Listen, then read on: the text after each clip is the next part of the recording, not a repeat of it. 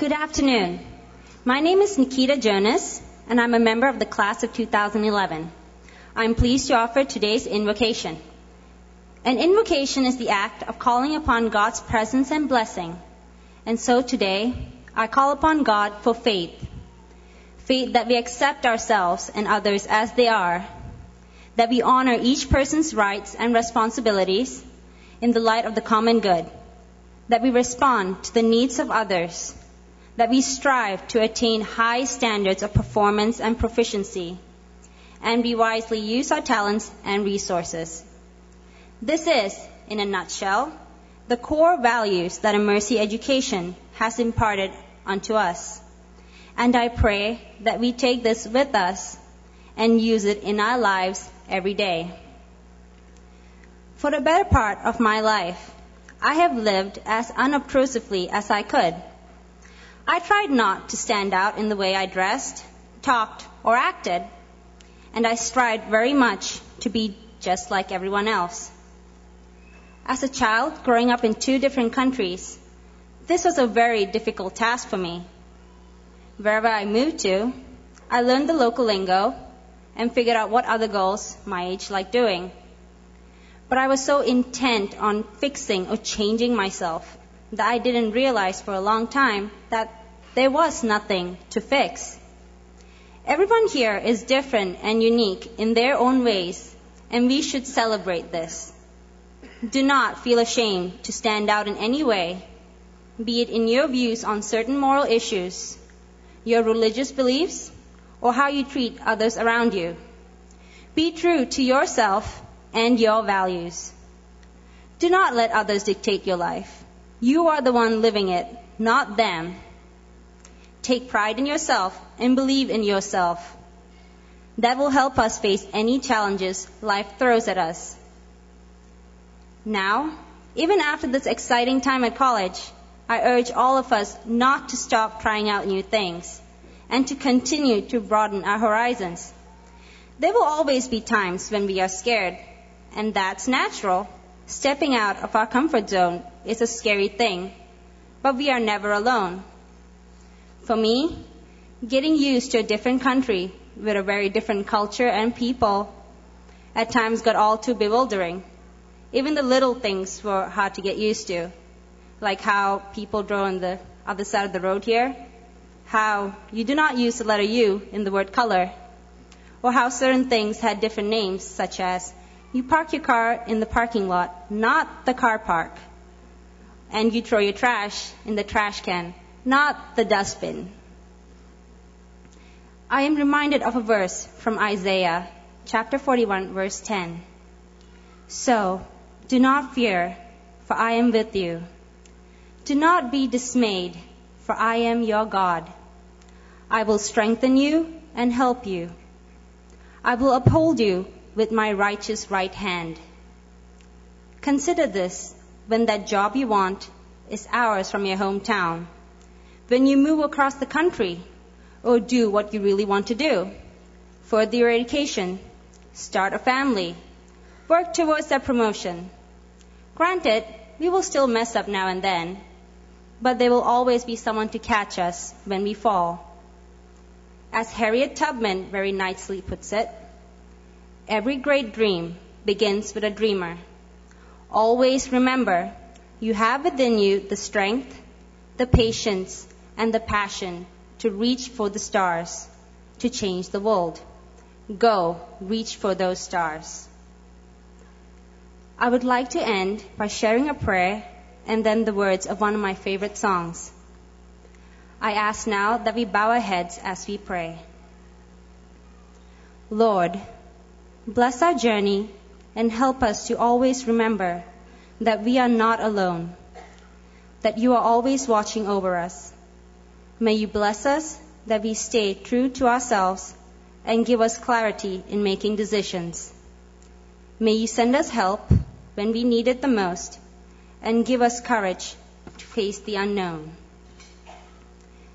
I pray you'll be our eyes and watch us where we go and help us to be wise In times when we don't know, let this be our prayer as we go our way. Lead us to a place, guide us with your grace, to a place where we'll be safe. Amen. Thank you and God bless.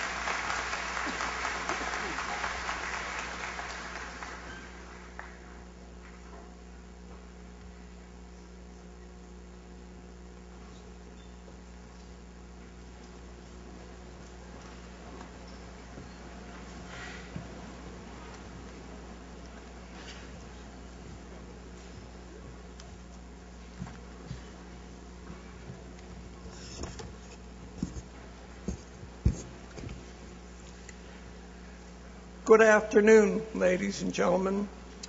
My name is Charlie Mastrovich, and it is my great honor to welcome you here today on behalf of the 2011 graduating class of Mount Aloysius College. We wish to extend a warm welcome to our Board of Trustees, to our honored guests, to our administration, to our faculty, and to our parents, spouses, and friends. I would like to begin by acknowledging the truth of today's commencement ceremony represents an achievement not only by us graduating, but also for our faculty and staff whose work gives life to the college, and to our parents and families whose support and encouragement help carry us over the finish line. Life teaches us humility, and believe me, at my age, it comes easily. So I am mindful that many of my fellow graduates are deserving of this honor given me today, which makes me even more grateful for this privilege. The practice of humility is really just a simple recognition that whatever we achieve in life is won only with the help of others. Fellow graduates, a college degree is no indication of superiority. Rather, it is an important stepping stone on your life's journey. Celebrate the opportunity that your parents and this institution have given to you, but do not become complacent.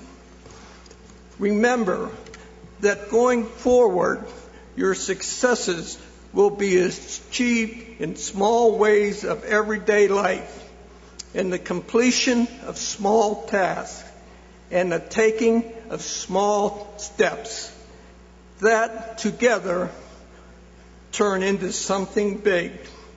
My advice to you is to persevere and to be serious about task completion.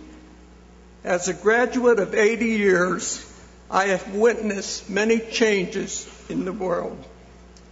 The best and the worst of times, and the horrors of war.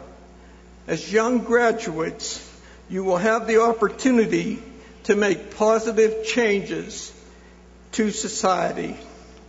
All of you have performed community service during your time here at the college.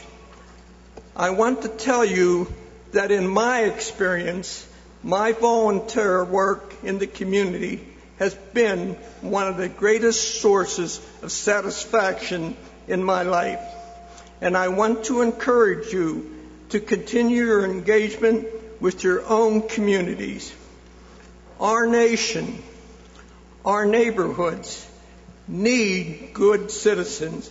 And I know that if you take all the lessons that you have learned here, you will do much for your communities.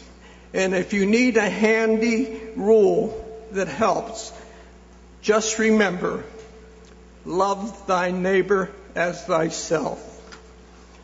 My speech this afternoon also carries a message for those in the audience that you are never too old to learn. I can attest to the truth of this statement because there was a 51-year interruption between the time I left Carnegie Institute of Technology. I thought I was taking a year off. And I enrolled again at Mount Aloysius College. Returning for my degree is more than a young person's game.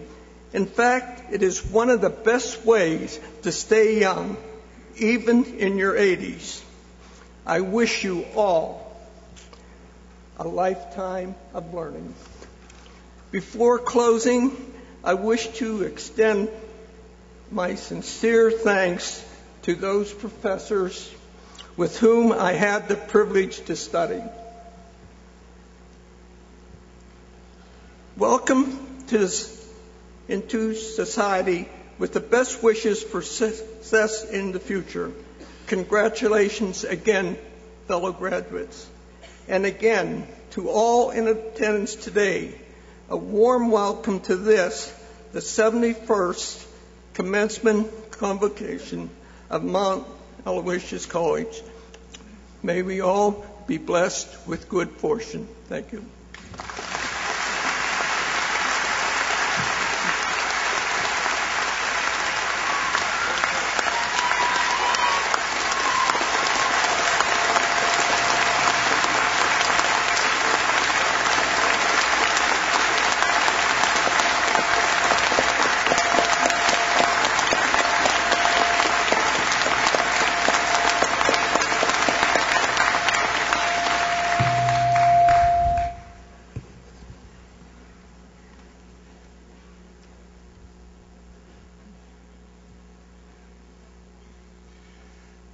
Nikita, thank you for your beautiful voice and that beautiful song. Charlie, thank you for sharing your song and your story with all of us. Welcome, everyone, to the 71st Commencement at Mount Aloysius College and the 185th graduating class from this institution, going all the way back to the founding of this institution in 1853.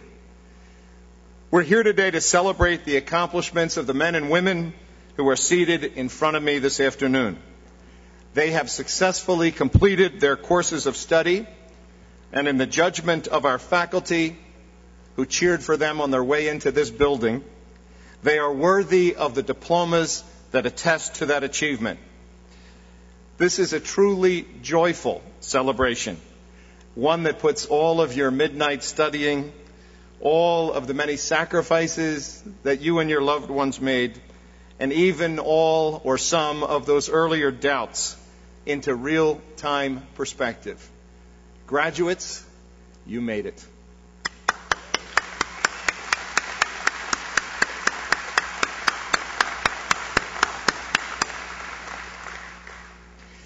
It's also my privilege to congratulate the gifted and generous women and men, the faculty and staff of Mount Aloysius College, who have taught, encouraged, challenged, consoled, prodded, scolded, and otherwise walked the walk with you through your educational experience. I invite you, graduates, to join me in recognizing their efforts on your behalf and in thanking our outstanding faculty and staff for leading you to this important day.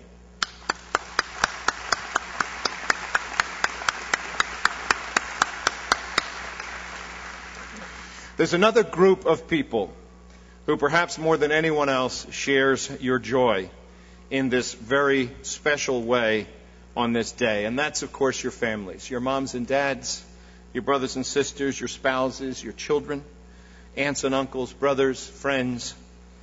Graduates, let's show them how much we appreciate what they've done for you, and let's give them the biggest hand of the day.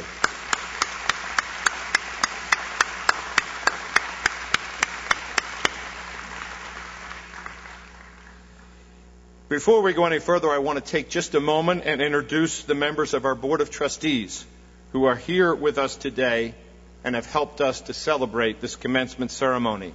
Ms. Ann Benzel, Mr. Philip DeVoris, Sister Susan Evelyn, Judge David Clementic, Ms. Adele Capcella, Mr. Ed Sheehan, and Sister Sarah Sweeney. And we thank them for their service.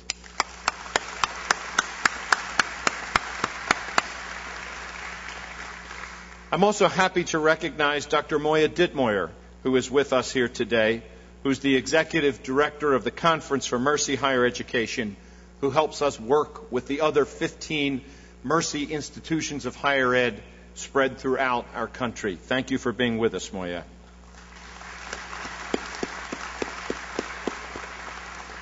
And lastly, it's my privilege to introduce the Chairman of the Board of the Mount Aloysius College Board of Trustees, Mr. Daniel W. Rulo.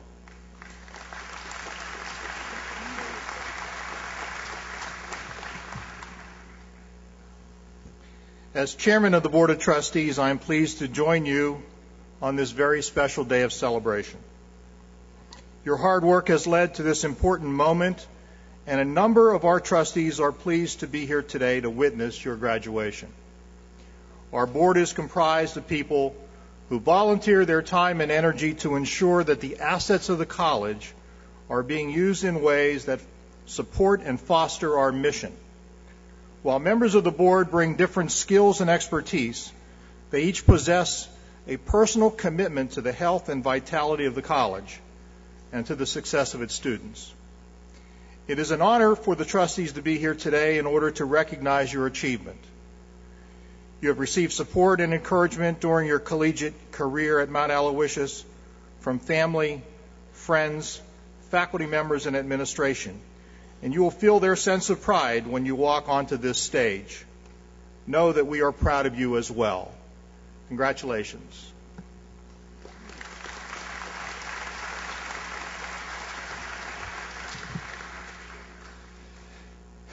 Today, our graduates are not only celebrating the successful completion of their academic programs, but they're also commencing the next chapter in their lives. In a very real sense, this is both an end and a beginning.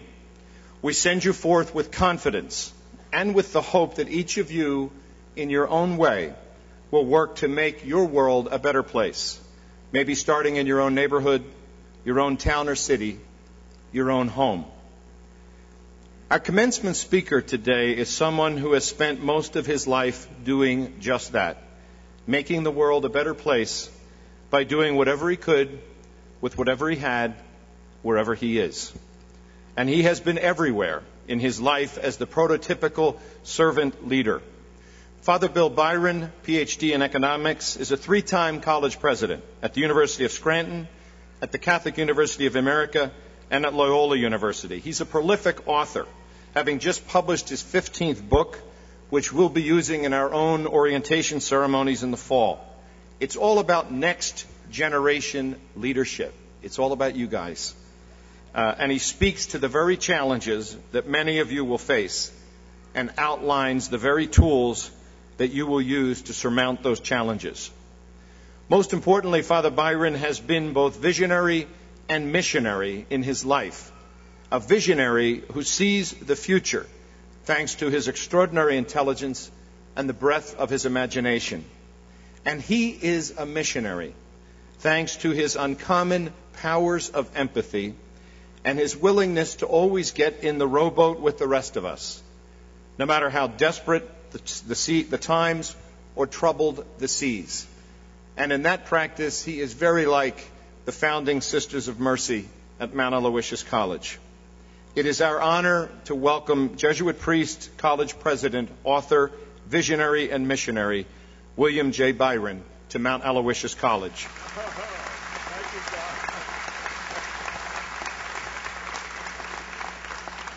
Thank you all very much, and thank you, Tom, and thanks for that demonstration of your abilities to do creative writing.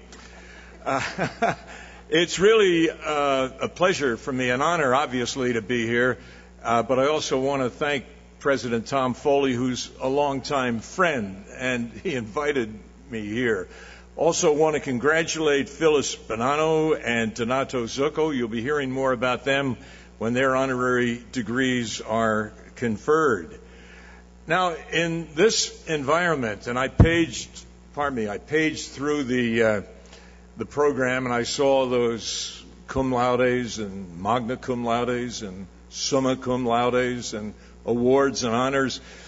In the interest of full disclosure, I have to tell you that when I was in college, I was part of that all-important bottom half of the class that made the top half possible. So why don't we hear it for the bottom half of this class?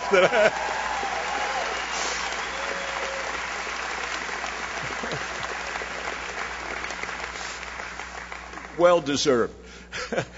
Now, as you're all aware, tomorrow is Mother's Day. So a special word of congratulation to your proud mothers and to those of you who are graduating who are yourselves mothers.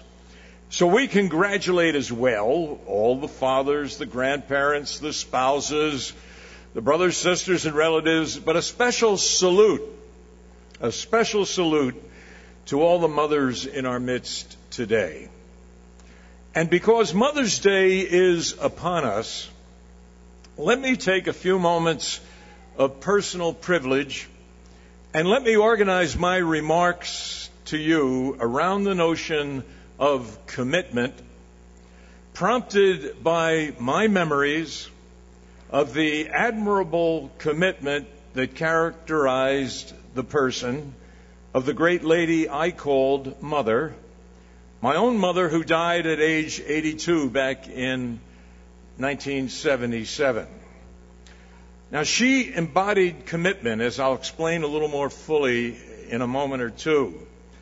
She grew up in Shenandoah, Pennsylvania, hometown of Tom Coakley's father, and his grandmother and my mother were first cousins. So there's a link here. And his dad was my older cousin, Tommy, my second cousin, who I really admired. A great man, a great football player. And, you know, when you're a little kid, you always admire the guy who's a good football player.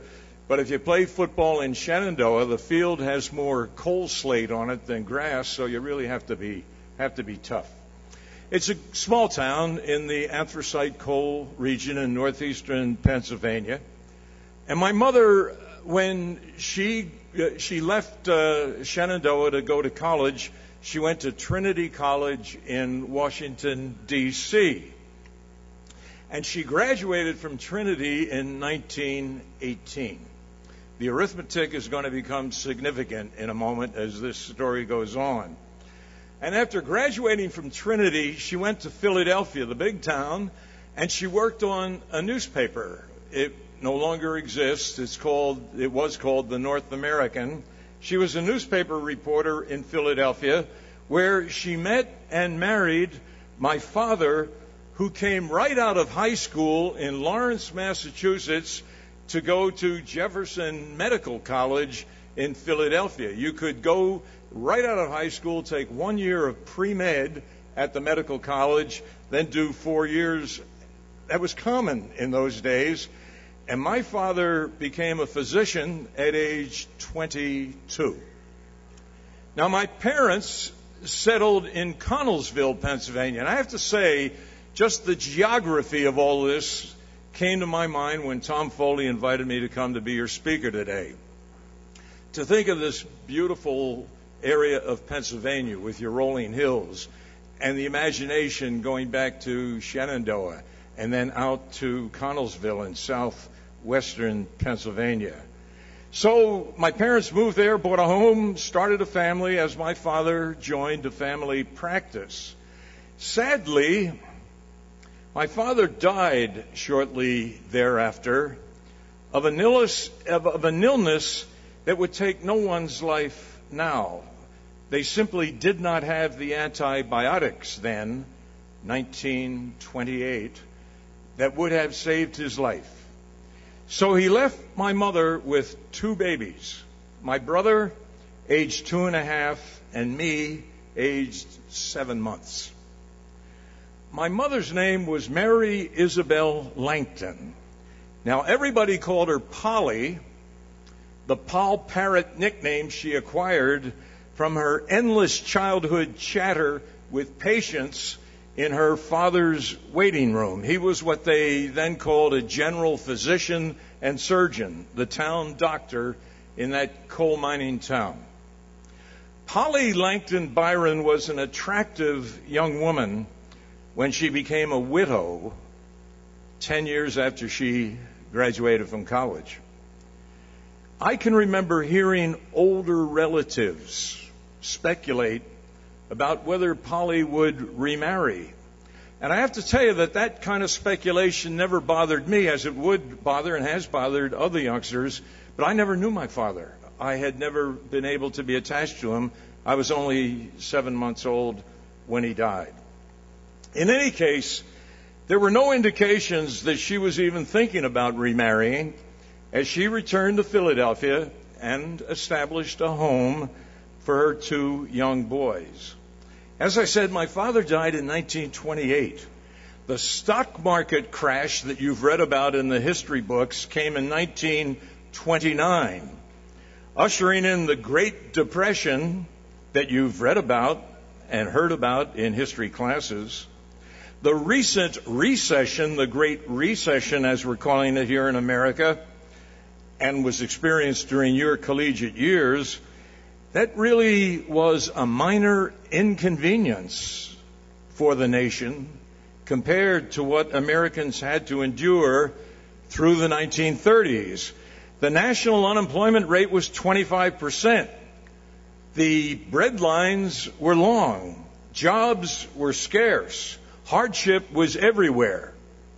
Now, my mother waited until I entered the first grade in 1933, and my brother was already in school 2 years ahead of me, and then she decided to go back to work.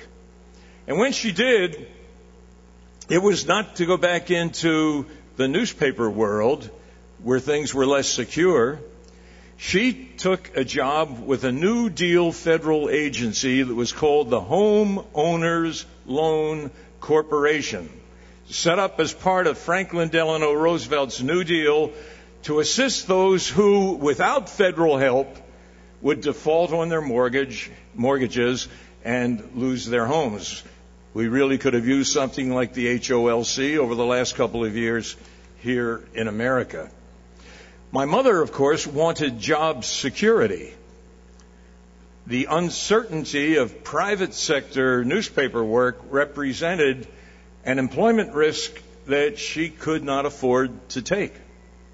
Now, we had a good life. My mother, my brother, and I. along with my mother's unmarried sister, who was a nurse, but then she lived with us in Philadelphia as she went to medical school. And I personally experienced no hardships or deprivations. And I often think now, I can remember as a kid, I was about 8 years old in the summertime, and I asked my mother whether I was using too much electricity by listening to baseball games on the radio during the summer. And nobody was ever bugging me about turn out the lights and all of that sort of thing. But it was a different era. And there were kids I can remember in school, in elementary school, seeing a boy in front of me fall out of the desk. He was hungry.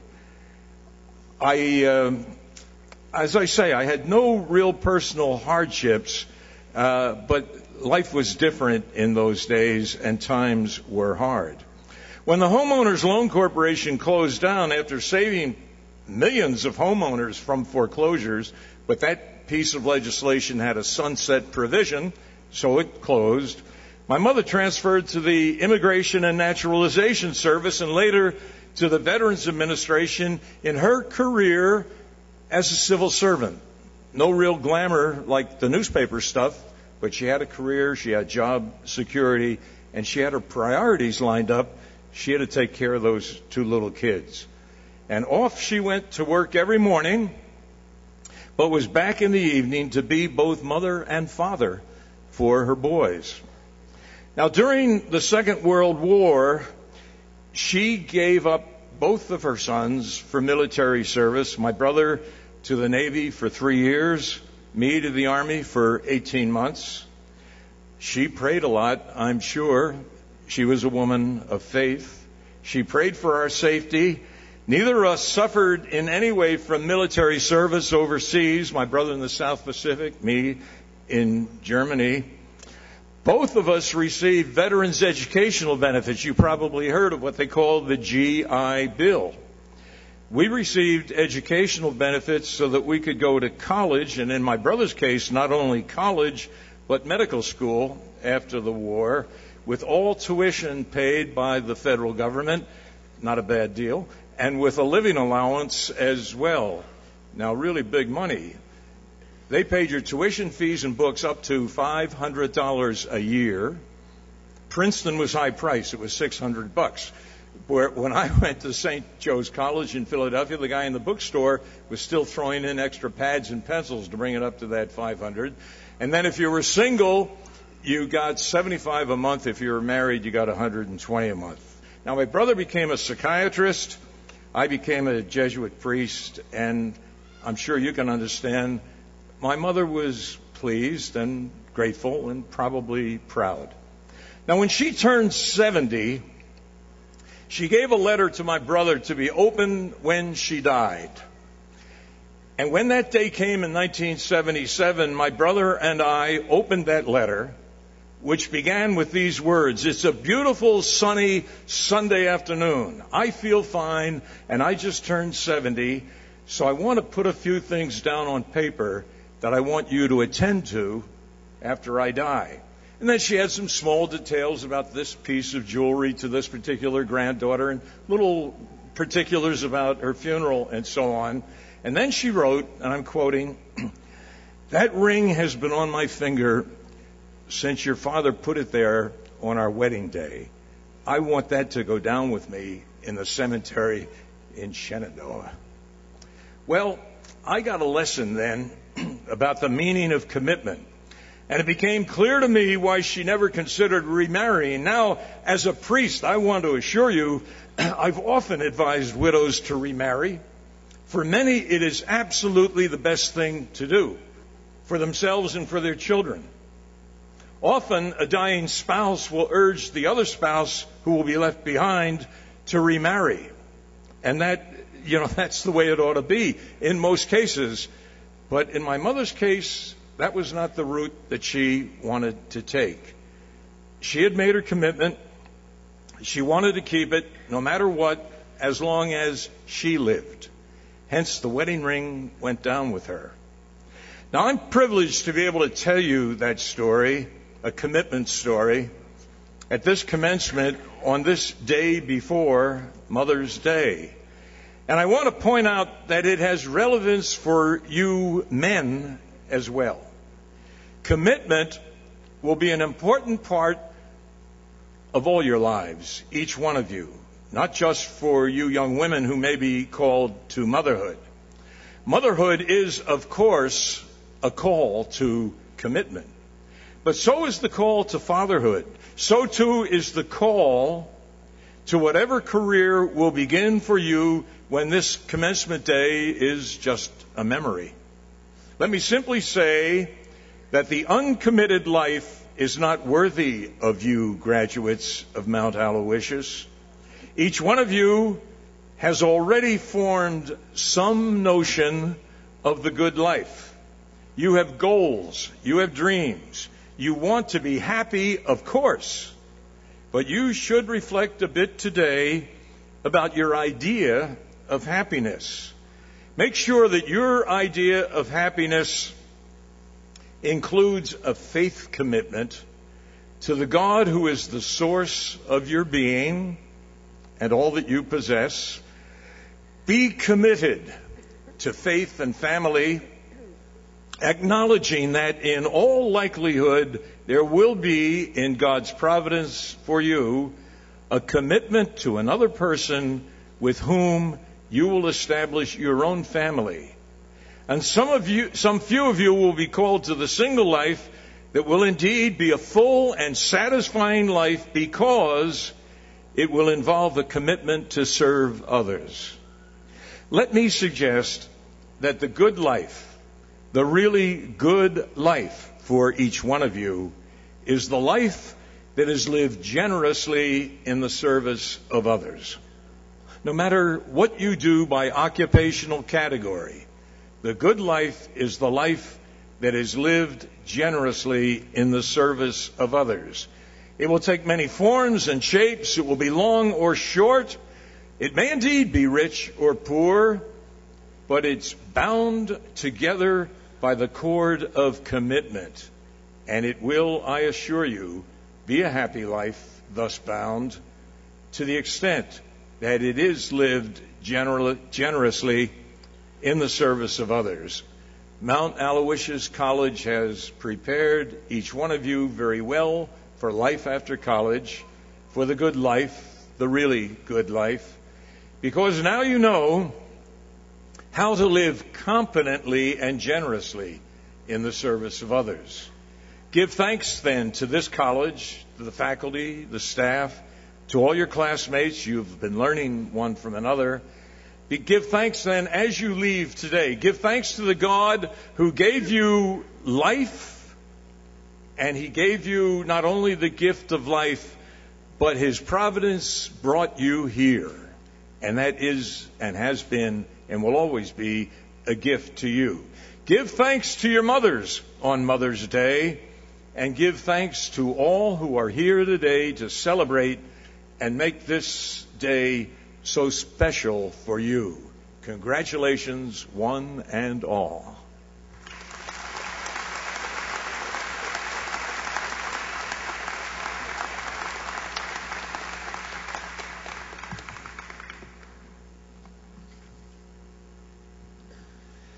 Thank you, Father. You never disappoint. We're grateful for your message, for your presence, and for your example. Now it is our privilege to confer upon you an honorary degree as the Doctor of Social Justice. And if you could join me at the center of the stage, Sister Helen Marie Burns, our Vice President for Mission Integration, will read the citation. Father Byron, you were ordained a Jesuit priest in 1961 at Woodstock College in Maryland. Today, 50 years later, we are honored and delighted to join with you in the celebration of the Golden Jubilee year of your priesthood. It's been a busy half-century. Those years are a chronicle of great acts of service and notable achievements, such perhaps as you could hardly have imagined as a young, newly minted priest. In the years immediately after your ordination, you continued your studies, received your doctorate in economics from the University of Maryland. You began your career in academia, which saw you rise to serve as president of 3 of the United States' premier Catholic colleges, to be honored by both the Association of Catholic Colleges and Universities and by the Council of Independent Colleges, with their top awards for outstanding leadership in higher education. You also served as a pastor and a professor, as a trustee on countless boards, as a frequent keynote speaker at national and international conferences, and as presidential appointee on governmental commissions deciding important national policies. Somehow you also managed to be a prolific writer, writing 15 books, scores of magazine, journal, and newspaper articles. Father Byron, your achievements are indeed many and varied, but they have a single source which we also honor today: your passionate and unflagging commitment to social justice. You heard the great modern Jesuit leader, Pedro Rupe's stark challenge: love of God that does not issue injustice for human persons is a farce. You responded with a lifelong commitment to the service of faith through the pursuit of justice and the solidarity with those in need. This commitment often required you to enter the public arena in defense of human dignity and the common good. As president of Loyola University of New Orleans, the University of Scranton, and the Catholic University of America, you championed the conception of higher education as the pursuit of knowledge in service to the world. As the distinguished professor of the practice of ethics at the Georgetown University, and as University Professor of Business and Society at St. Joseph's University, you have been dedicated to educating students to become ethical executives and have urged the creation of a new corporate culture that enhances human life and advances the interests of all. As founder and past chair of the advocacy group Bread for the World, you fought to end hunger at home and abroad. As a founding board member of the Corporation for National and Community Service, you helped create the federal agency that today engages over 5 million Americans in volunteer service. As an economist, you aided efforts to revitalize economically distressed areas. As an author, you are an evangelist for the rich tradition of Catholic teaching on social justice. Father Byron, you once told an international gathering that life is only lived well when it is lived generously in the service of others. That is a principle you not only taught, but one you modeled over a lifetime. And so, in tribute to a life well lived, it is with great pride that Mount Aloysius College confers upon the Reverend William J. Byron of the Society of Jesus the degree of Doctor of Social Justice, honoris causa, this 7th day of May, 2011.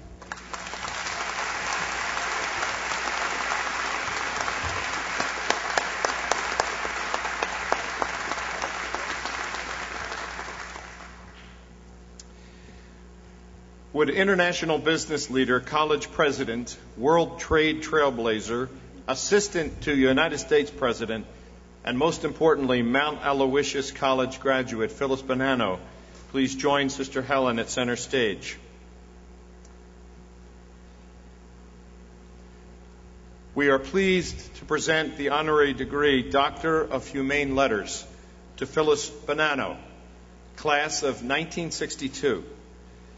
The first time you received a Mount Aloysius degree, Phyllis, the then president, Sister Mary DeSales, expressed this hope for you and your fellow graduates. Quote, Mount Aloysius looks upon her alumnae as women who will put out their hands to strong things, who will grasp the opportunities offered daily to lead, to point the way, to inspire, and to do, unquote. We honor you today for realizing the highest hopes of your alma mater, for a lifetime of grasping opportunities, inspiring, and leading. You once described the keys to a meaningful life as flexibility, risk-taking, and courage. These surely were traits needed for your own career as a trail-blazing woman, succeeding in arenas formerly the exclusive domain of men. At age 22, you walked into the offices of McCall's magazine, unannounced but confident, looking for an opportunity that would launch your dream of editing a woman's magazine. You were hired on the spot because a position had suddenly become available. and in merely 6 months, you were the assistant to the editor-in-chief. It was at McCall's that you made a friendship that changed your life. You became friends with a young coworker who happened to be the daughter of the President of the United States. And one day, out of the blue, your phone rang. It was President Lyndon Baines Johnson calling to offer you a job as one of his personal assistants in the Oval Office. Your initial response was to say, "But I want to be the editor of a woman's magazine." To which President Johnson replied, "No, you don't. Get on a plane right now." And you did. Despite your tender years and political inexperience, you went to work for the most powerful person in the world during one of the most politically turbulent times in our nation's history. After those White House years, you worked and completed your graduate studies at Johns Hopkins University. You went back to the executive branch, where you served under 2 more presidents, Presidents Carter and Reagan, in the office of the U.S. Trade Representative. You were the first director of the Office of Private Sector Liaison, responsible for creating government partnerships with the largest corporations in America, the Fortune 100, with trade groups and with academics to improve national trade policy. And your public career was capped by your appointment to serve as the executive director of the President's Advisory Council on Trade Negotiations. Your contact with corporate leaders led to a new opportunity in the private sector when the CEO of Warnaco, a major American apparel manufacturer, invited you to become the company's vice president for international trade. You applied your expertise in the areas of global trade strategy, import and export policy, bilateral textile agreements, and supply chain logistics. And you helped transform Warnaco from a strictly domestic operation into a major global concern. You then founded your own consulting firm, offering trade strategies to corporations, the U.S. and foreign governments, multilateral agencies, and trade associations, which you run to this day from offices all over the globe. Between these private sector ventures, you met another unexpected challenge. Based on your skills, you were asked to head Columbia College, a women's college in North Carolina, and to become its first woman president in its 138-year history. You responded with characteristic flexibility and courage. You embraced the new opportunity because you believed that you could make a difference in the lives of young women. And your experience offered an inspiring model of achievement for those young women at that college and informed your vision for creating a more diverse campus and academic programs that better prepared young women for roles in an increasingly global society. Phyllis Bonanno, for your service at the highest levels of government, your promotion of international cooperation and education, your role as a pioneering woman professional, and for so beautifully fulfilling those dreams held out for you at your own graduation from this college. Your alma mater embraces you once more with affection and proudly confers upon you the degree Doctor of Humane Letters, honoris causa, this 7th day of May, 2011.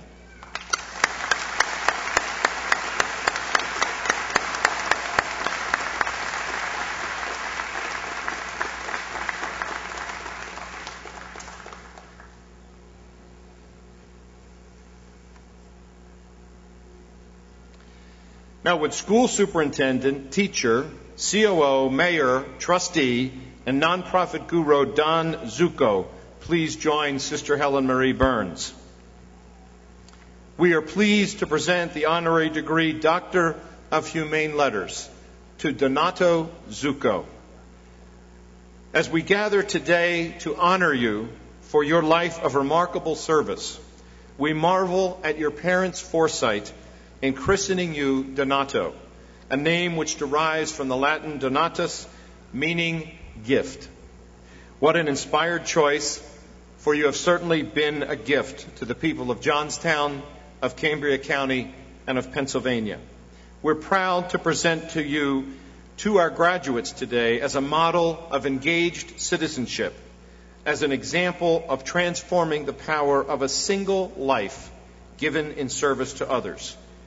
Your record is exemplary, both for your lifelong commitment to service and for the variety of ways in which you found to share your talents with your community, as an educator, as an executive, as an elected official, and as a trustee.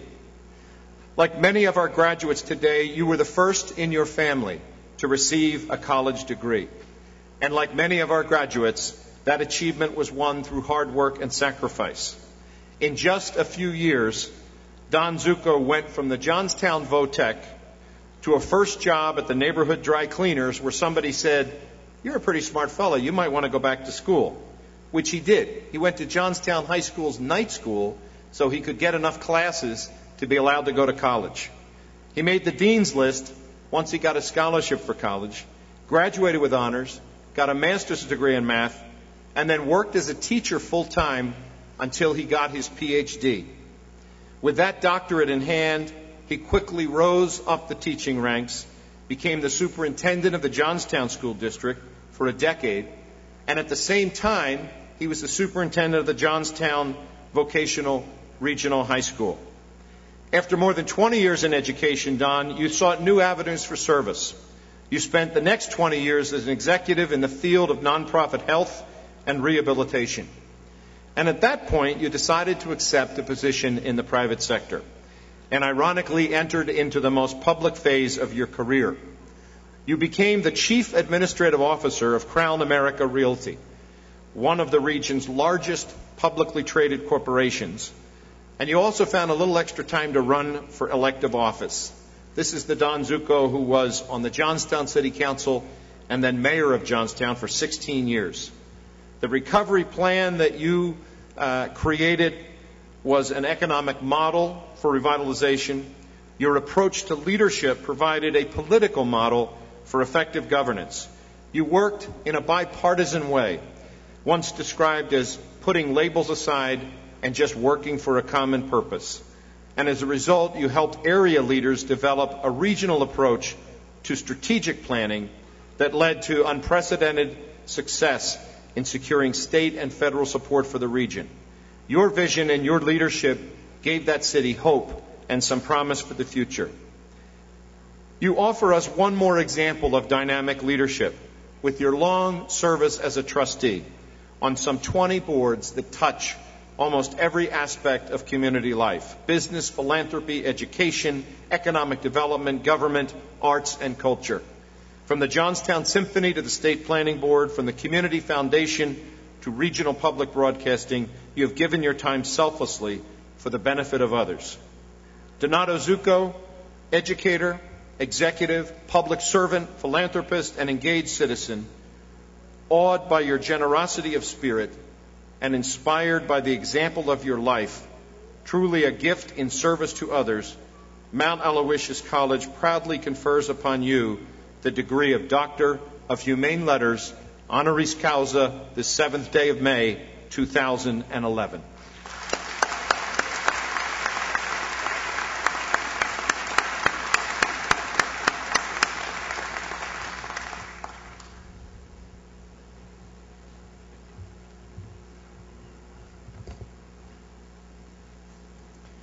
At graduation, tradition calls for the honoring of academically outstanding students by indicating their level of achievement.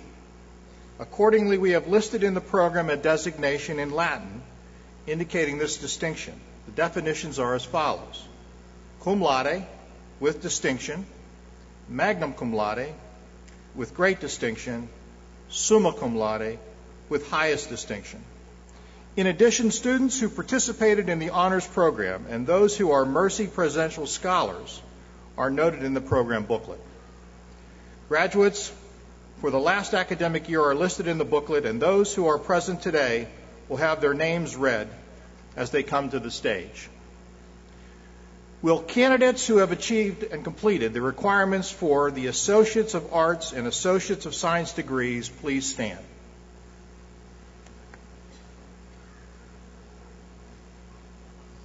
President Foley, these students have completed the requirements in their respective courses of study for the degree of Associate of Arts or Associate of Science, and by recommendation of the faculty, stand ready to receive their diplomas.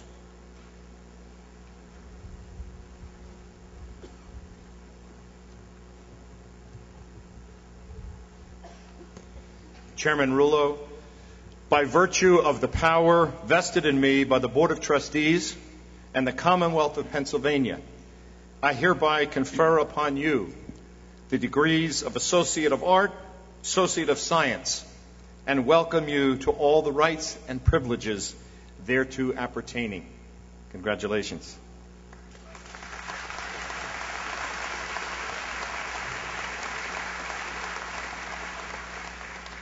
Will these candidates now please come forward to receive their diplomas as Dr. Farkas reads your names?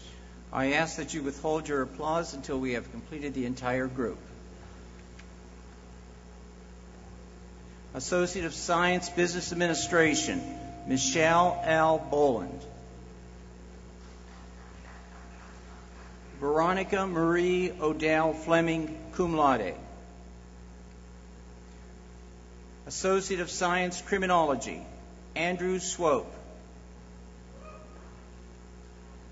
Associate of Science, Early Childhood Education, Angela Jane Diebold, summa cum laude. Amanda Christine Erickson. Angela Rose McHugh. Mary Rose Poorman, summa cum laude. Karen Renee Miller Stitt, magna cum laude.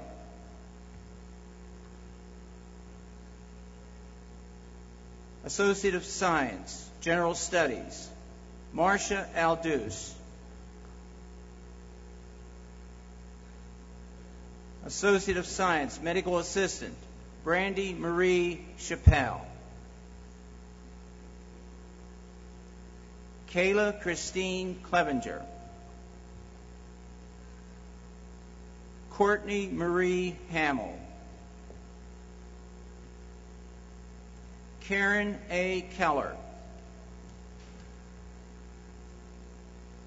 Kayla Lynn Kennedy. Carrie Ann Marie Leahy.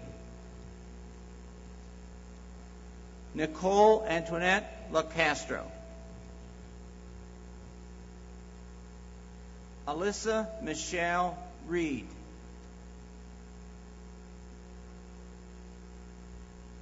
Caitlin L. Schultz. Mary Ellis Walk.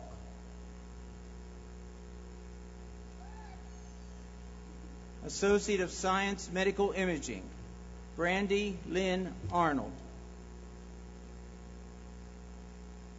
Lorna Darlene Barnett, cum laude.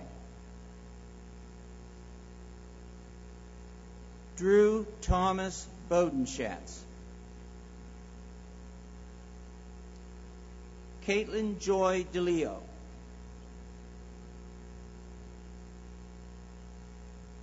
Angelica Espinoza Aguilera.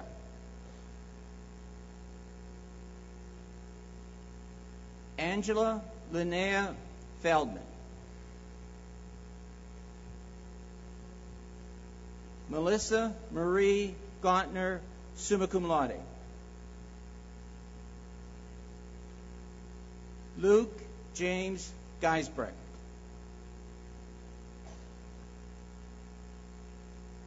Tyler J. Geist.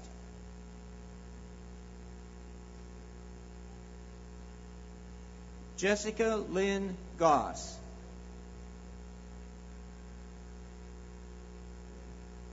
Jessica Renee Gottschalk, cum laude.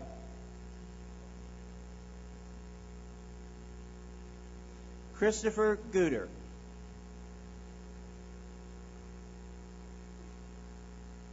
Tyson Lou Hall. Todd W. Jackson. Lindsay Beth Litvin.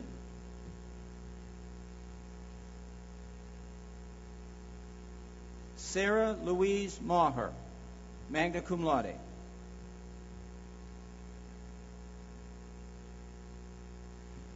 Brittany Mari McCauley. summa cum laude. Kayla Dawn Malott.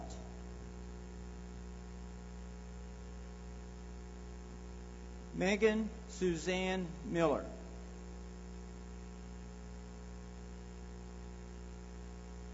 Jessica Renee Ryan.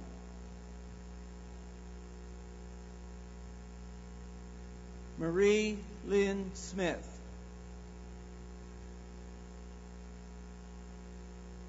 Casey Marie Simchensky, magna cum laude.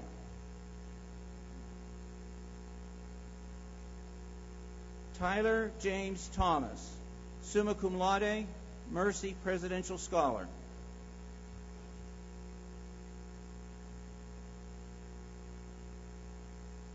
Jeffrey L. Wyant.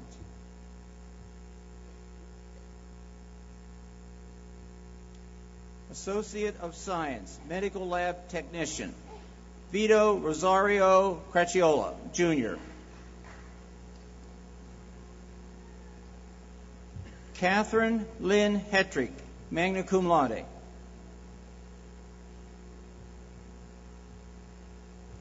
Samantha Renee Hoover. Kayla Elaine McMahon, magna cum laude. Jill Marie Parsh. Justin Riggy. Matthew Robert Riggy.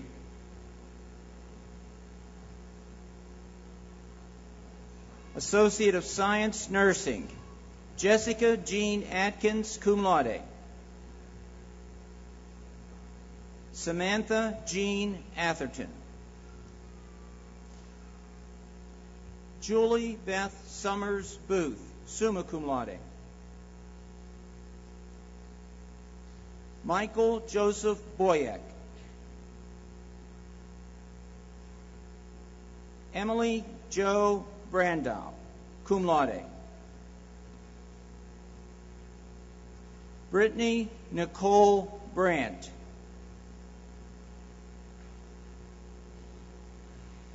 Emily Ruth Senti, cum laude.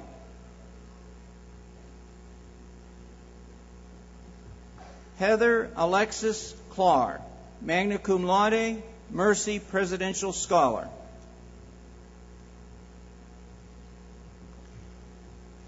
Kayla Mariah Kramer, cum laude. Erica Lanette DiEugeno.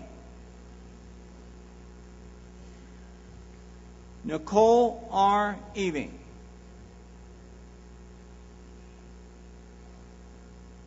Mary Catherine Grimmy.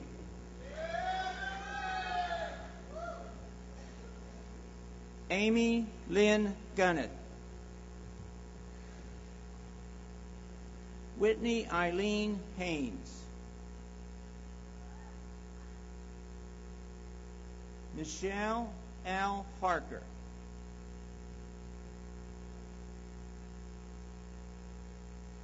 Ashley Yvette Helsel, magna cum laude.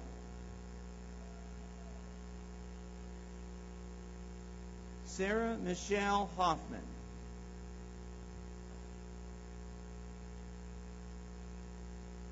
Caitlin Christine Hughes, cum laude. Kayla Marie Hutton.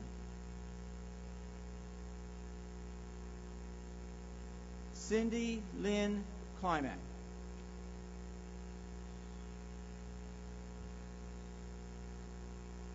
Casey Bethany Kovach, magna cum laude.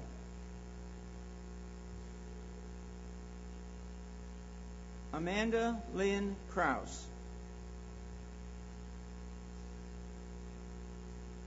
Ashley Nicole Lenz. Ashley Lorraine Madden, magna cum laude.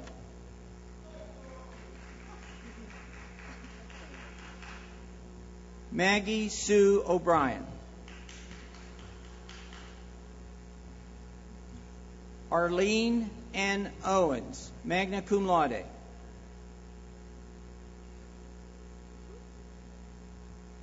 Deanna Catherine Phillips.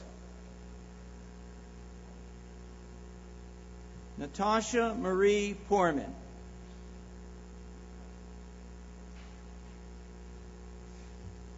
Deborah Price.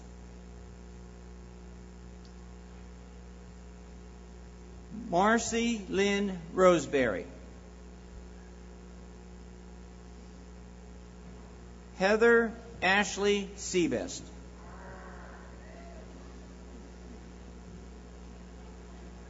Courtney Lynn Snowball.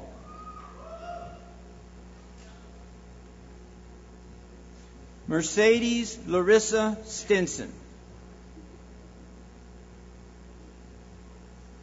Leah Nicole Suska, magna cum laude.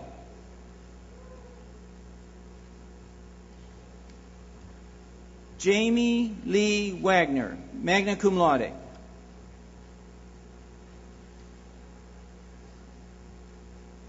Kaylee Marie White.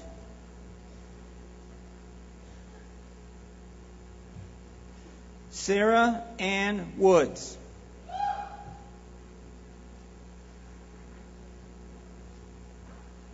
Associate of Science, Physical Therapist Assistant, Ashley Dawn Ayers. David Lawrence Bartlebaugh, Jr. Bradley Douglas Frank.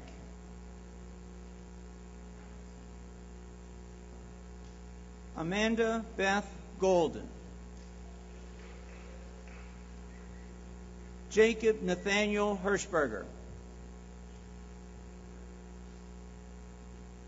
Margaret Emily Kormansky.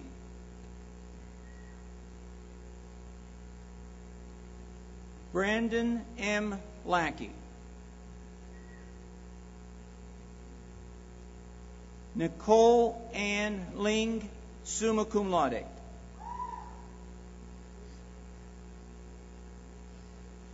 Brandy Brianne McClellan.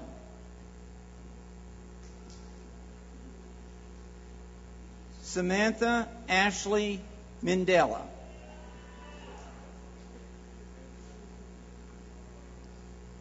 Kimberly Regina Rentuma.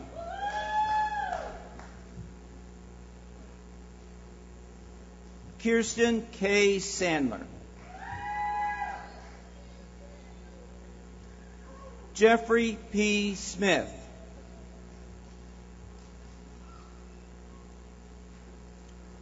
Renee Ann Stosky, summa cum laude.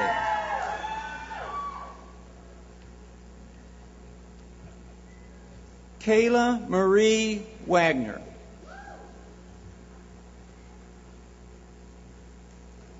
Associate of Science, Surgical Technology, Melissa S. Ambuski.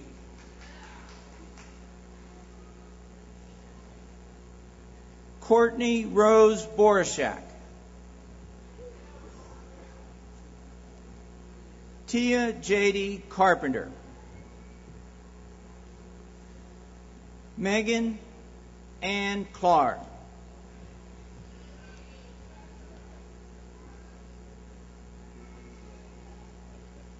Carolee Beth Francois.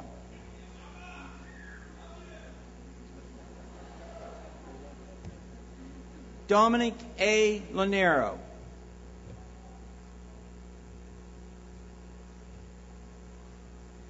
Jessica Lynn Morobit.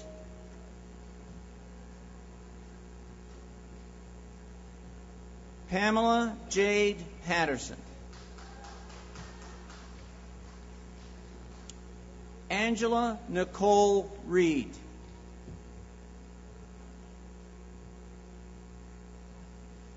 Chelsea Elaine Sellers.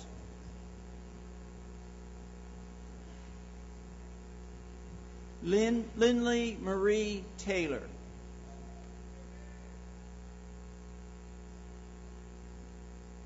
Jill P. Whited.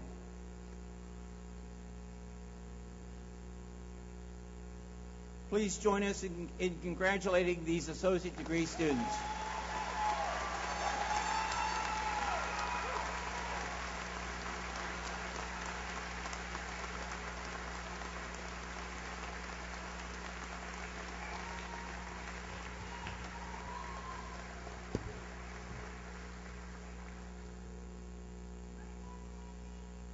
Will the candidates who have completed requirements for the Bachelor of Arts degree and the Bachelor of Science degree please stand?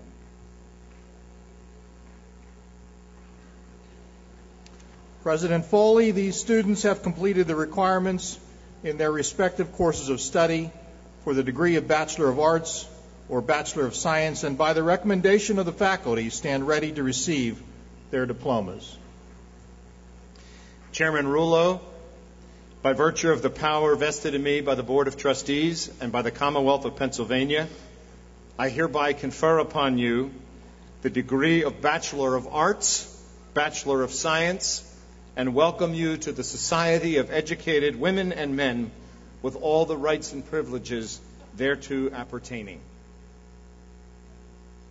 Will these candidates now please come forward to receive their diplomas as Dr. D'Amelio reads your name.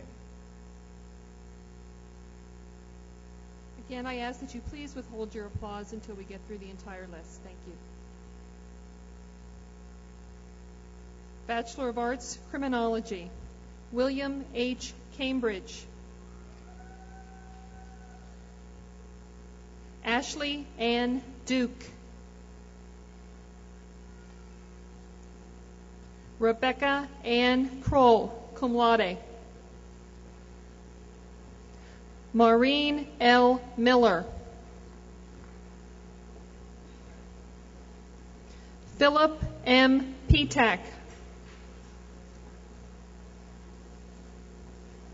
Carrie Scott Roberts.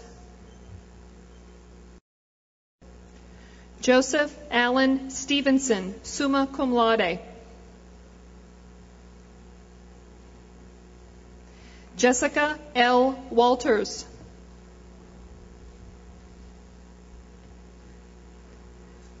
Tracy L. Witchy.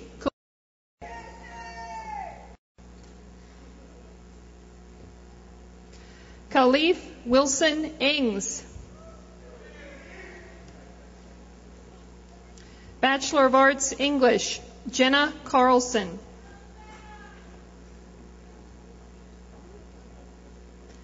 Kamet Marie Hoberny, summa cum laude.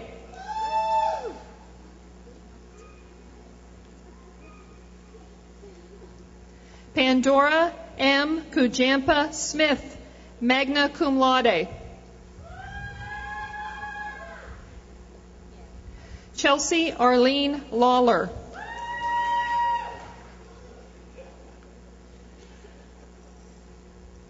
Mary Whitney Lawler.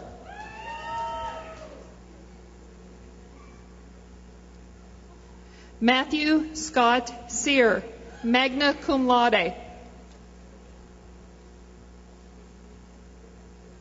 Bachelor of Arts, English, Secondary English Education Certification, Dawn Marie Cunningham, summa cum laude. Lindsay Ann Kagi, summa cum laude.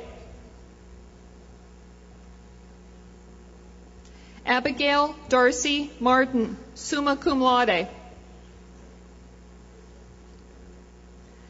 Bachelor of Arts, History, Political Science, James David Brower.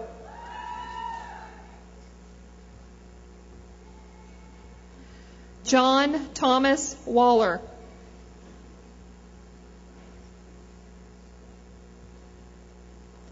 Bachelor of Arts, History, Political Science, Social Studies, Secondary Education Certification, Anthony James Herzog, magna cum laude. Tyler Matthew Modry, magna cum laude. Timothy D. Poikert, cum laude. James Gerard Rowland.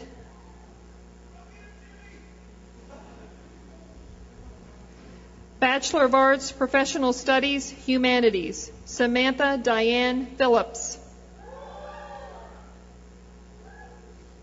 Bachelor of Arts, Professional Studies, Pre-Law, Connie L. Cottle.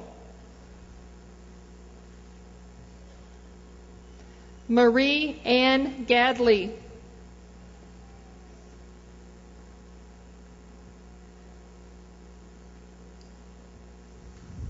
Kate Lynn Patterson.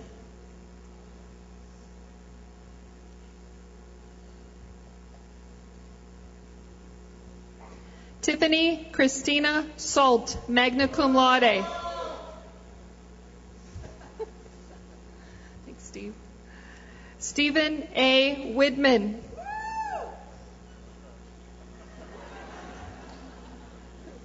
Bachelor of Arts, Psychology, Caitlin M. Daimler.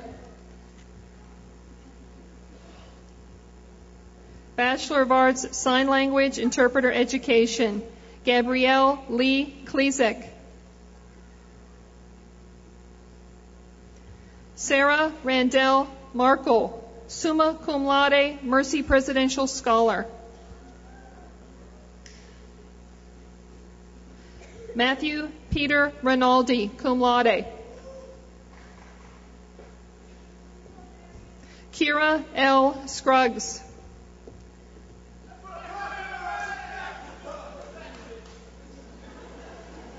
Rosa Marie Soto, magna cum laude.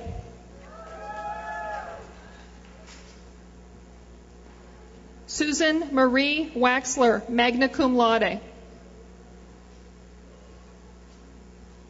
Bachelor of Science, Accounting, Nicole Danielle Altiro.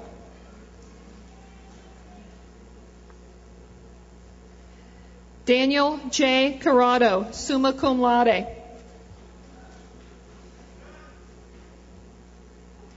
Christopher D. D'Antonio, cum laude.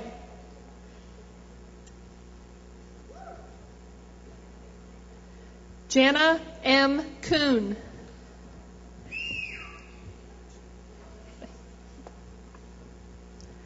Ashley A. Ritchie, summa cum laude.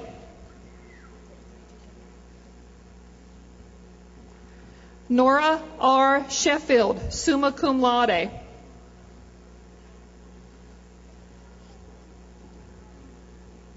Michael Coper Warren, magna cum laude. Jamie Lynn Yingling, summa cum laude. Bachelor of Science, Biology, Lindsay Nicole Andrikovich, Mercy Presidential Scholar. Courtney Renee Maloney. Patrick Wayne McKee, cum laude, Mercy Presidential Scholar. Bachelor of Science, Business Administration, Courtney Marie Boast. Nicole Christine Dombrowski. Ashley Nicole Joseph. Gloria A. King, magna cum laude. Jamie Ann Koshak.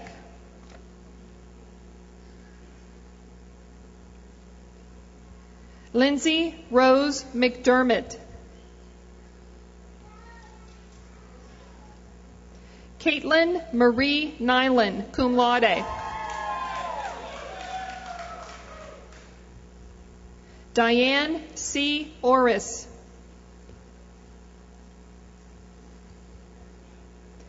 Belinda A. Patterson, magna cum laude.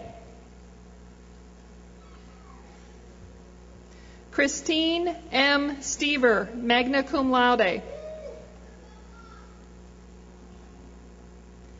Caitlin Joy Wilkinson, summa cum laude, Mercy Presidential Scholar with a double major in English. Bachelor of Science, Elementary Education, Early Childhood Education, English. Jessica Marie Glenn, cum laude. Bachelor of Science, Elementary Education, Early Childhood Education, Math, Science, Technology. Samantha Lynn Petak, magna cum laude.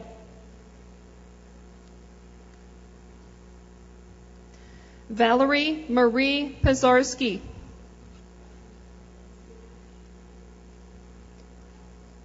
Bachelor of Science, General Science. Nikita Teresa Jonas, summa cum laude. Bachelor of Science, Information Technology. Jeremy Hugh Bell. Gerald Benzie, Jr.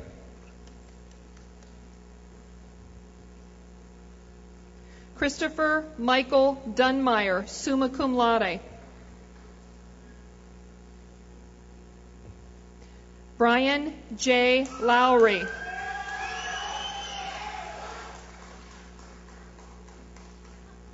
Jolene Nadolski, summa cum laude. Virginia Parfit Lamke.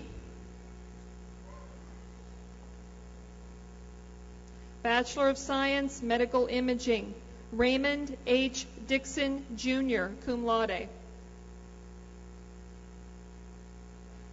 Willie Dubose.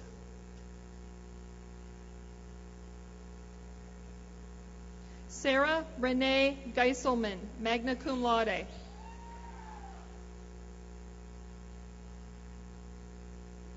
Kayla Marie Huber, summa cum laude.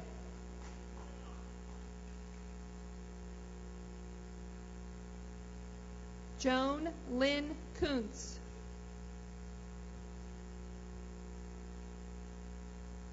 Justin M. Rupi, Mercy Presidential Scholar.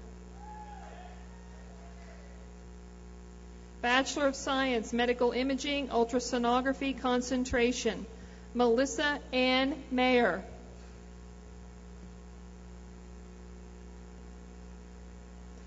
Brenda Marie Reiner, cum laude. Bachelor of Science, Nursing. Felicia Sintim Amoa, Mercy Presidential Scholar. Ashley Marie Bracken.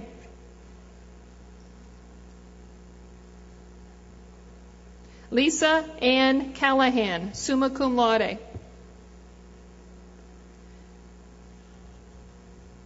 Tammy Lynn Dunn.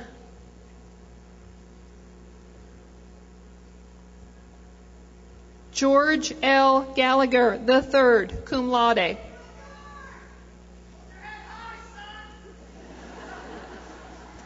Joanne Sue Gallick, summa cum laude.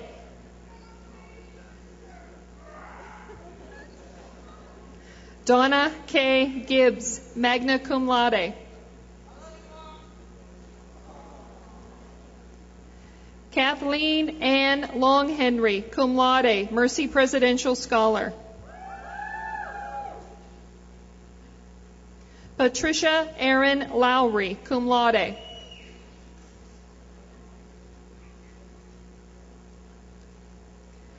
Thane A. Lowy, summa cum laude.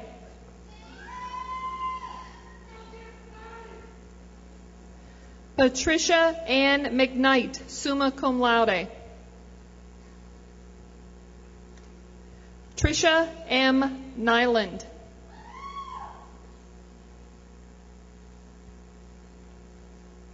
Amanda Marlene Pittman, cum laude.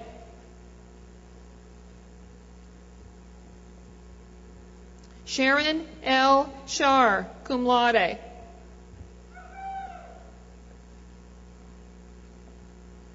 Jacqueline Dawn Schroyer Noggle, magna cum laude.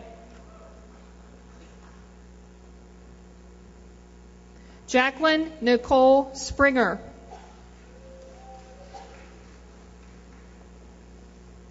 Nancy Lou White, summa cum laude.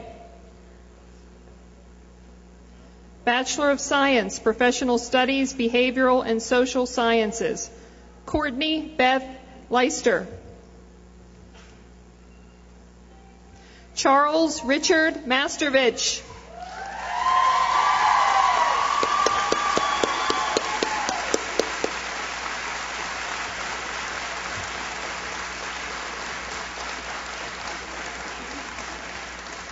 Tyler Rose Rummel.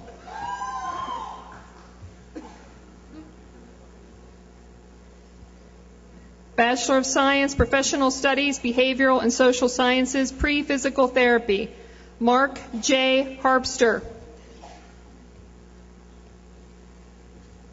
Matthew J. Hoover, magna cum laude.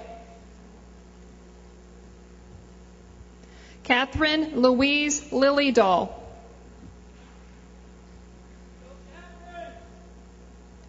Chelsea Lorraine Rhodes, cum laude. Ryan Christopher Spiker. Bachelor of Science, Professional Studies, Education Studies, Sharon M. Eitel, summa cum laude. Bachelor of Science, Professional Studies, Math, Science, and Technology, Catherine Marie Musatelli. Bachelor of Science, Professional Studies, Ultrasonography Concentration, Desiree Nicole Reed.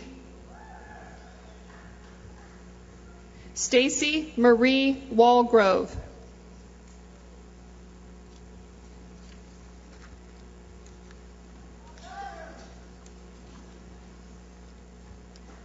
Please join me in congratulating these baccalaureate degree students.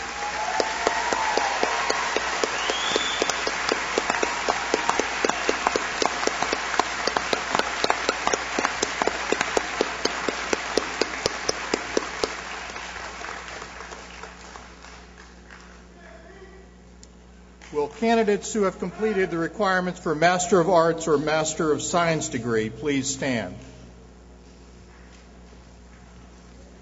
President Foley, these students have completed the requirements for their respective courses of study in the degree of Master of Arts, Master of Business Administration, or Master of Science, and by recommendation of the faculty stand ready to receive their diplomas. Mr. Chairman, by virtue of the power vested in me by the Board of Trustees and by the Commonwealth of Pennsylvania, I hereby confer upon you the degree of Master of Arts, Master of Business Administration, Master of Science, and welcome you to the society of educated women and men with all the rights and privileges thereto appertaining. Will these candidates now please come forward to receive their diplomas as Dr. D'Amelio reads your name?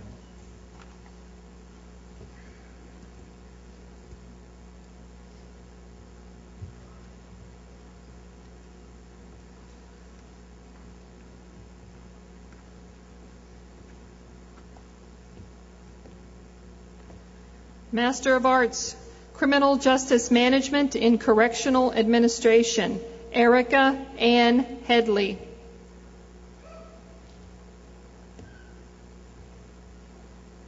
Master of Business Administration, Gregory Edward Scallon.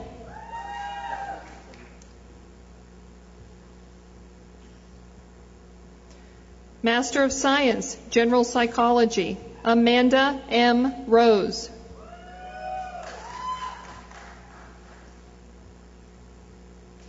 Master of Science, Health and Human Services Administration, Jeremy Bruce Schrader.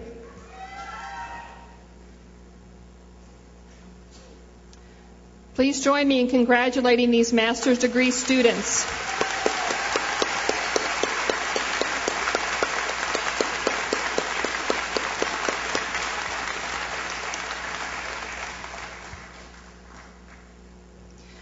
This year, we continue with the tradition of having a student representative offer some special words. It is my pleasure to introduce Ms. Kamet Hoberny, who is graduating with a Bachelor of Arts degree in English.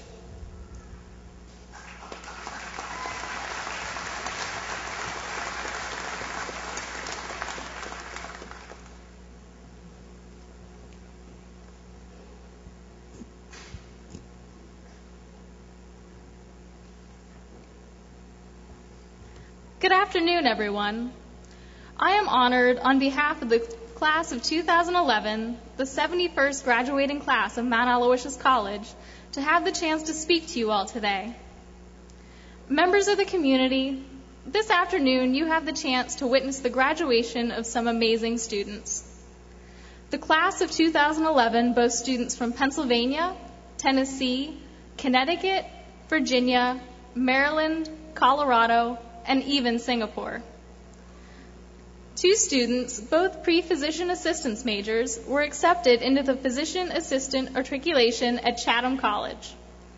One of the pre-occupational therapy students was accepted into Boston University. Another member of the class of 2011 was accepted with a research assistantship at Duquesne University. 2 pre-occupational therapy students from the 3+2 program will soon be continuing their education at St. Francis University. Yet another student has earned a full 2-year fellowship to Philadelphia University, where she will begin work on a Master's of Science in Fashion Apparel Studies. In addition to these students who are continuing their education, this graduating class is made up of some individuals who are already ready to move into the professional world. There are students from the education program who have found employment at area school districts. There are criminology majors who are ready to enter the field of criminal justice. The class of 2011 also has nurses who will use what they learned at this fine college to care for patients. Graduating accounting students are finding careers in big-name companies. Finally, and probably most impressive, Charlie, who gave a fine introduction to this commencement ceremony, has quite the story of his own. He took a break from his own education to make sure his children got a college education. Now he has returned to fulfill his dream and receive the degree he so patiently waited for.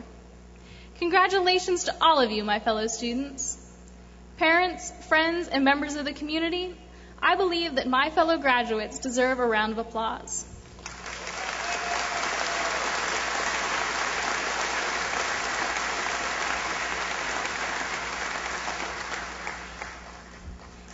In addition to these accomplishments, the class of 2011 has had the chance to witness some great changes here at Mount Aloysius College. We have seen the construction of Macaulay Hall, which was built to provide housing for a growing resident population. This class has seen the transformation that has occurred from the renovation of Alumni Hall. Finally, the class of 2011 has had the opportunity to welcome President Thomas Foley to our community as the 13th president of Mount Aloysius College. Oh my, have things changed since freshman year. Now that I have had the chance to share with you some of the accomplishments and experiences of my fellow students, I would like to take the opportunity to share my story. Ask not what the world needs. Ask what makes you come alive. Then go do it. Because what the world needs is people who have come alive. These words were spoken by Howard Thurman, American author, philosopher, theologian, educator, and civil rights leader. In my opinion, truer words have never been spoken. Current statistics are showing that 50% of college students will change their major at least once before graduation, with some students changing several times. I myself fall into that category, and it's nice to know that I'm in good company. I began my college career under the impression that it was my goal in life to become an educator. Upon being accepted to Mount Aloysius College, I declared a double major in English and history and aimed for secondary education certification in both. If you look up the word ambitious in the dictionary, I'm pretty sure you'll see my picture. Everyone I spoke to, family and friends alike, believed that I had made the right decision. The world can always use more teachers, they would say. Although I had and still have a great interest in literature, grammar, and history, the main reason I chose to become a teacher was job security. The world can always use more teachers. As long as there are children on this earth, there have to be people to educate them. I was under the illusion that job security, and only job security, would make me happy. It didn't matter what I had to do as long as I knew I would have a place to work, because that meant getting a paycheck. In a society ruled by how thick our wallets are, who could disagree with that logic?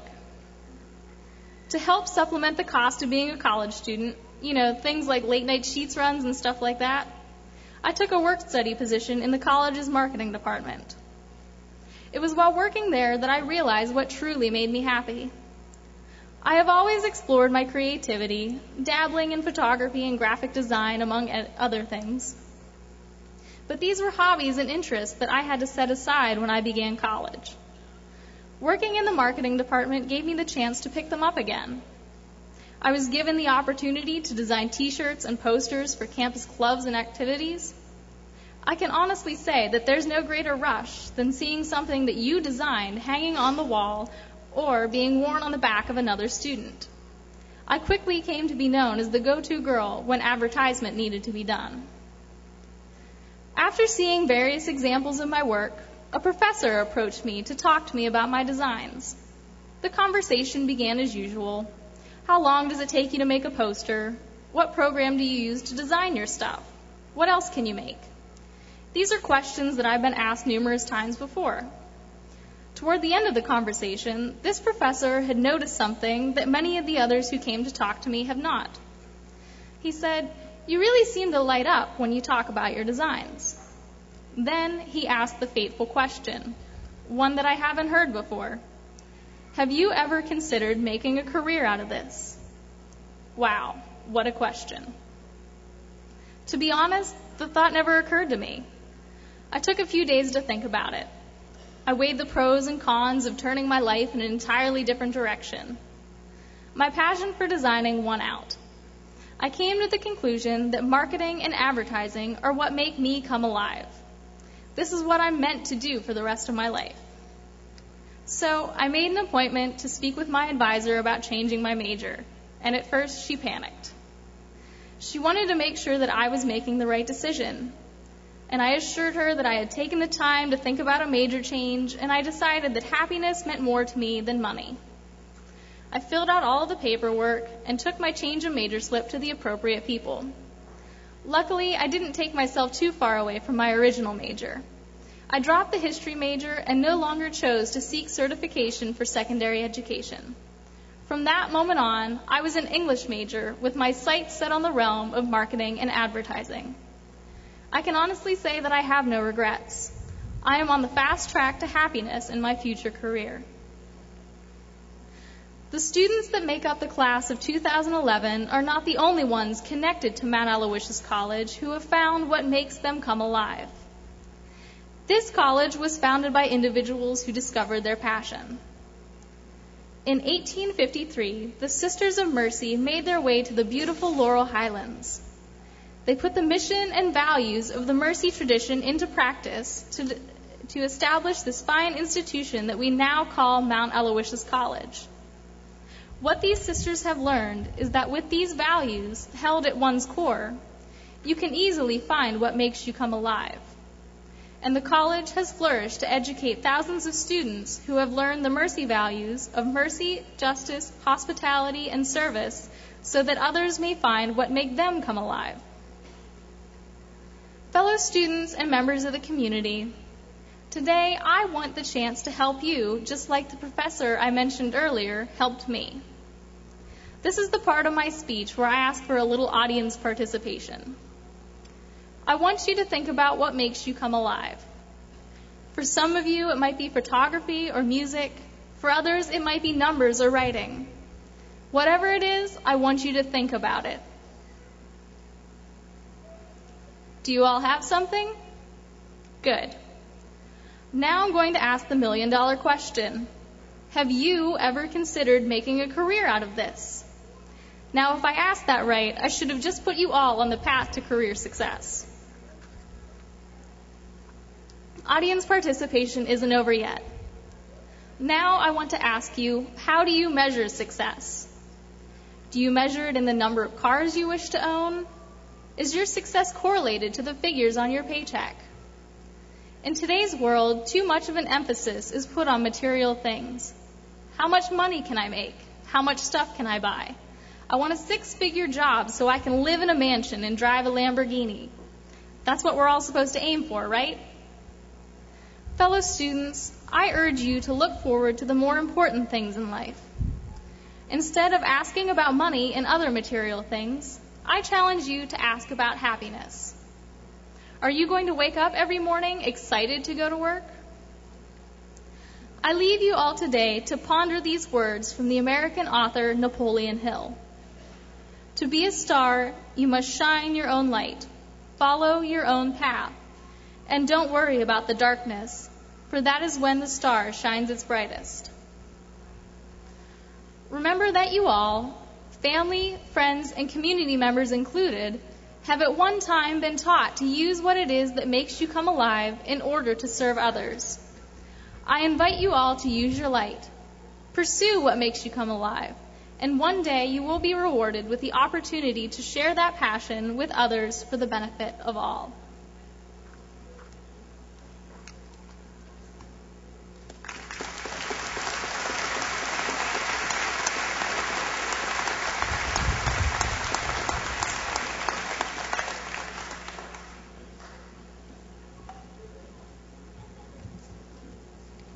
Thank you, Comet, for those reflections. Today is your day. Will all graduates please rise?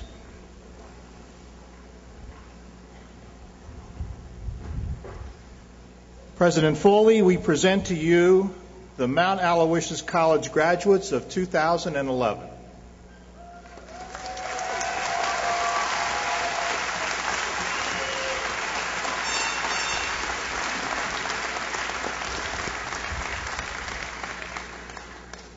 As the 71st class to graduate from Mount Aloysius, you carry with you the heritage of this college that dates back to the mid-19th century and our hopes for making the world a better place right here in the 21st century. I think in your years here, you've been encouraged on many occasions to synthesize faith with learning, to develop competence with compassion, to share your gifts with others, and to begin to assume leadership in the world community. That's the last time you're going to hear that at this college. I challenge you to remember and live out those words, to try to exemplify them in your daily lives, these fundamental values that have underscored your education at Mount Aloysius. And may God bless you in all of your endeavors. Congratulations.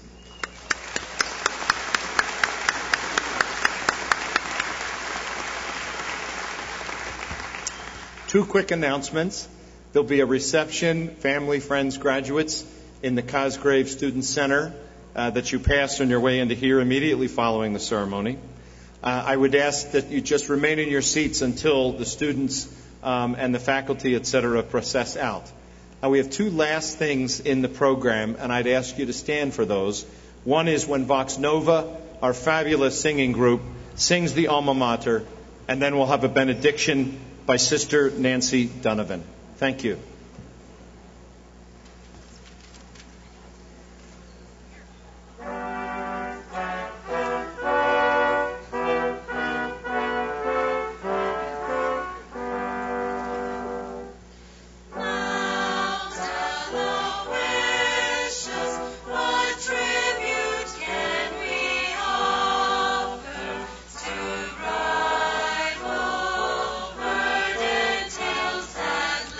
Your